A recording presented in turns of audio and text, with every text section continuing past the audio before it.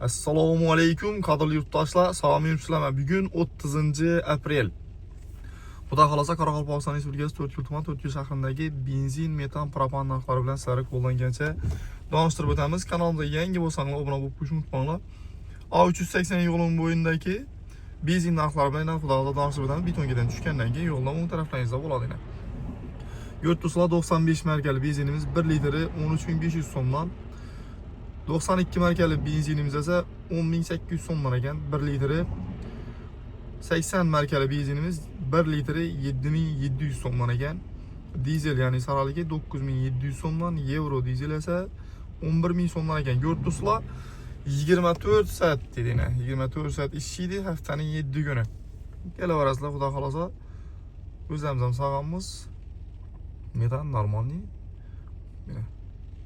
Xudo xolosa endi propan metan narxlari bilan sizlarga donishtirib o'tamiz.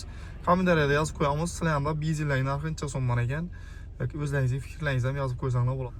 Xo'p, yurtdoshlar, shu benzin zapravkadan salgina o'tgandan keyin yo'ldan o'ng tarafda yurtdoshlar propan zapravka bor. Mana. Shu yerdagi propan narxi 5500 so'mdan ekan. Sizlar ham propancha so'm, buni ham yozib qoldirsanglar bo'ladi xudosi. Endi shu yo'l bilan ketamiz. Salgina yurgandan keyin xudosi metan zapravka bor.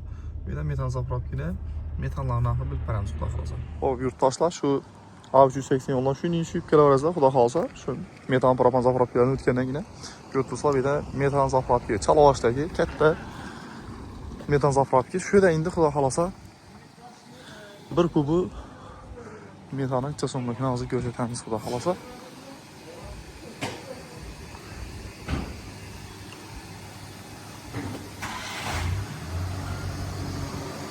$3750 so'mdan ekan do'stlar.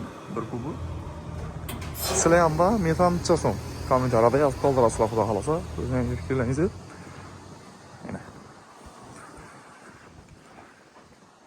Bizlar ham shu yerda videoni yakunlaymiz. Videomiz yoqqan bo'lsa ko'proq layk bilan qo'llab-quvvatlanglar. Keyingi videolarda ko'rishguncha sog'liqni sog'ligiga yetkazing. Rozi bo'linglar.